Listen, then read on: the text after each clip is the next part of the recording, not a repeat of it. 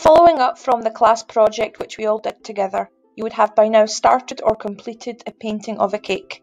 Depending on which class you were in, this may have been a French fancy, a pineapple cake, a cupcake, and so on.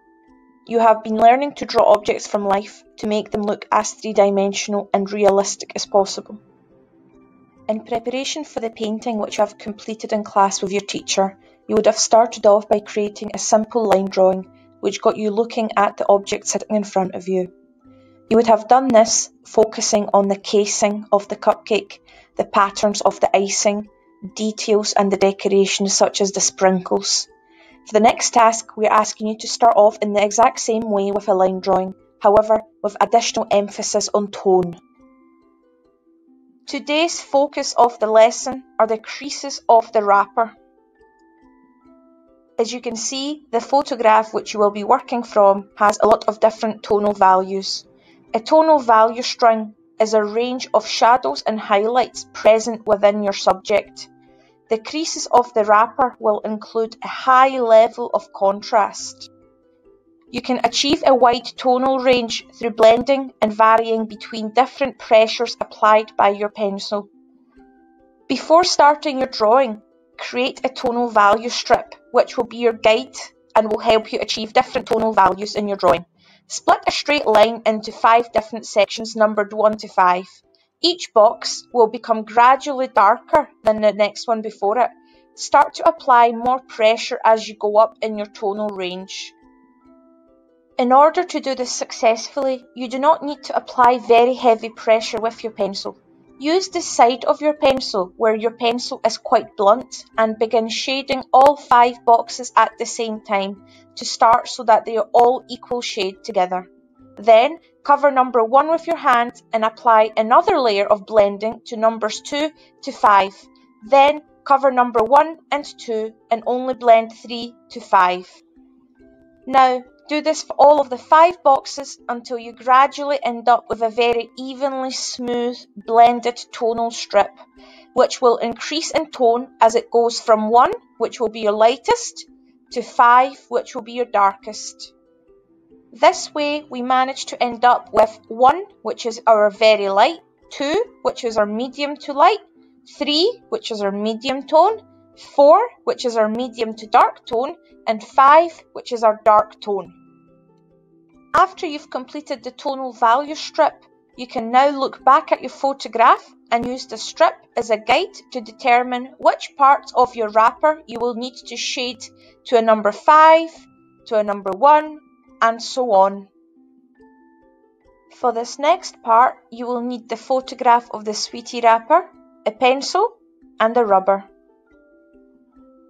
Start off your drawing by scaling your wrapper so that it fits entirely on your bit of paper.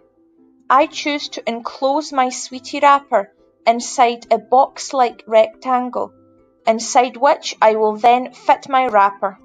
This is called using guidelines. The guidelines are there to help you make sure that the sweetie wrapper is all in correct proportion. For example, that it does not end up being too big for your bit of paper. I then look at my photograph and start picking out the big shapes which jump out at me. Shapes of the wrapper such as the folds and the big curves. I then use my pencil to go over this gently in case I make any mistakes with my initial shape of the line drawing. Don't worry if you go over your box a little bit. The box is only there to help you. After I've blocked out the main big shapes of my wrapper, I am then ready to rub out my guidelines which I no longer need, such as the big box that I drew at the very start. Following on from that, I am then going to start working on a small section of the drawing at a time, and I'm going to do this by looking back and forth between my image and my drawing. That I do this to make sure that I draw each crease individually, and I'm trying to be as accurate as possible. I'm doing the lines which outline the creases first, and then I follow with the shading.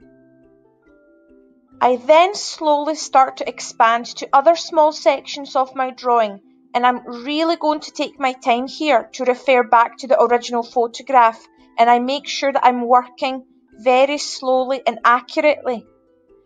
Do not rush this part and take your time to enjoy the blending. The more blending that I do, the more detailed my drawing starts to become. I can start looking at applying a little bit more pressure to parts where I see that need more shadows than the others. I can see the contrast of light is a lot stronger in some of these parts, so I'm going to go over these sections with my pencil a couple of more times to add this extra definition. At this stage of your drawing, it is important that you have the tonal value range which you made at the very start handy, and that you start using it. Refer to it to determine which parts of your drawing to keep a 5, which will be very, very dark, to keep a 1, which will be super light.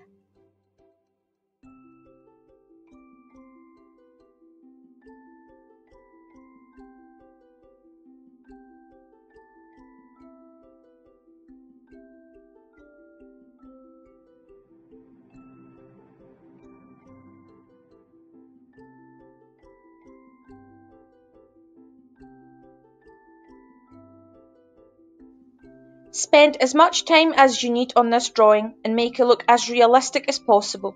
Remember that this is not a race, and that the longer you look at your original photograph, the more small, finer details you will start spotting. I really hope that you enjoyed this lesson on drawing using tone, and that you learned some new valuable skills which will make your artwork in class even better than before.